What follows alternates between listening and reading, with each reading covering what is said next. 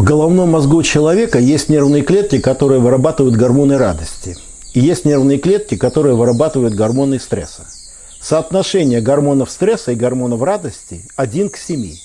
На одну нервную клетку головного мозга, которая вырабатывает гормоны стресса, приходится 7 нервных клеток, вырабатывающих гормоны радости. То есть при нормальной физиологической реакции стресс является стартером, который должен запускать двигатель радости. Например, погналась за человеком собака, у него включились резервные возможности, он перепрыгивает через высокий забор и радуется тому, что остался жив. И радость всегда в 7 раз должна превышать стресс. Вот для того, чтобы не накапливалась агрессия и напряжение, на одну отрицательную эмоцию надо иметь 7 положительных.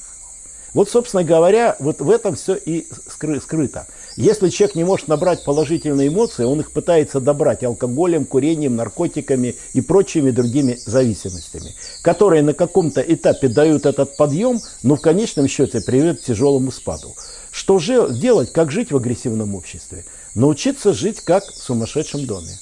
Вот когда человек попадает в психбольницу, он же спокойно там себя чувствует. Он понимает, что там все больные люди. Если кто-то выйдет из палаты и что-то ему скажет неприятно, он на него не обидится. Наверное, скажет, все спокойно, все хорошо, и тебя вылечат, и меня вылечат.